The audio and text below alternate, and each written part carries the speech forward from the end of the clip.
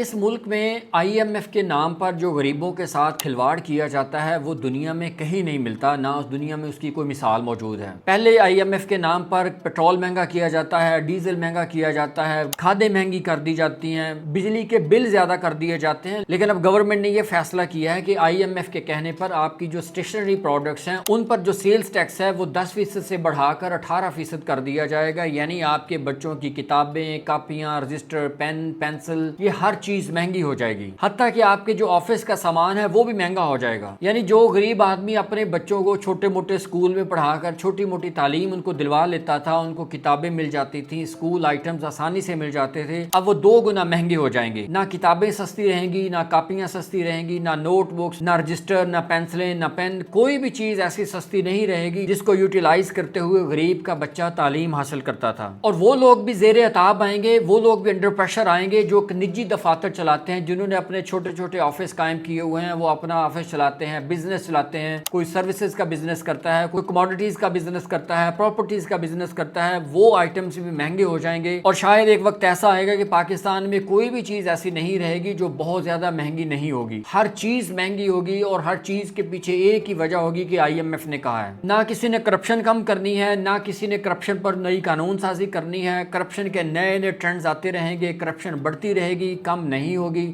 اس پر کوئی پالیسی نہیں آئے گی۔ نہ ہی اس پر آئی ایم ایف نے کہنا ہے، نہ ہی انہوں نے آئی ایم ایف کے کہنے پر کرپشن کم کرنی ہے، نہ ہی کوئی ایسی پالیسی، نہ ہی کوئی ایسا ٹول ایجاد کیا جائے گا کہ جس سے سرکاری دفتروں میں کرپشن کم ہو جائے، وزارتوں کی کرپشن کم ہو جائے، ڈسٹرکٹ لیول کے جتنے آفیسز ہیں وہاں کی کرپشن ختم ہو جائے۔ ایسا کوئی کام نہیں کیا جائے گا، نہ ہی ایسی کوئی پالیسی بنائی جائے گی، نہ ہی کوئی ایسا سسٹم لایا جائے گا، نہ ہی ایسی کوئی اسکیم لائی جائے گی کہ بلیک منی کو وائٹ کر لیا جائے، جو لوگوں کا پیسہ بلیک پڑا ہو اس کو وائٹ کر لیا جائے، گورنمنٹ کے خزانے کو فائدہ ہو جائے۔ ایسا کوئی سٹیپ نہیں لیا جائے گا جس سے کسی غریب کا بھلا ہو جائے۔ ہاں، آئی ایم ایف کے کہنے پر دوائیاں مہنگی کر دی جائیں گی، اسٹیشنری مہنگی کر دی جائے گی، کتابیں مہنگی ہو جائیں گی، بجلی کے بل مہنگے ہو جائیں گے، گیس مہنگی ہوگی، پیٹرول مہنگا ہوگا، ہر وہ چیز مہنگی ہوگی جو غریب کے یوز کی ہے۔ ہاں، جو جیٹ فیول میں تیل یوز ہوتا ہے جو امیروں کے لیے ہے وہ سستا ہو جائے گا، بڑی بڑی گاڑیاں سستی ہو جائیں گی کیونکہ وہ غریبوں کے کام کی نہیں ہے، نہ غریب وہ لے سکتا ہے۔ اس وقت غریب کے لیے مارکیٹ میں کوئی ایسی چیز موجود نہیں ہے جو انتہائی سستی ہو اور غریب خوشی سے یا آسانی سے وہ لے سکے اور اپنی زندگی میں استعمال کر سکے۔ اور شاید آئی ایم ایف کا یہ والا بوجھ پتہ نہیں کب تک چلے گا، لیکن مجھے یہ لگتا ہے کہ یہ ایک ایسا بہانہ ہے کہ گورنمنٹس چاہتی ہیں کہ یہ آئی ایم ایف کا بہانہ چلتا رہے، اسی کو بیس بنا کر غریبوں پر بوجھ ڈال دیا جائے اور امیر اسی طرح عیاشی کرتے رہیں، اس ملک کے بڑے اسی طرح آسودگی کی زندگی گزاریں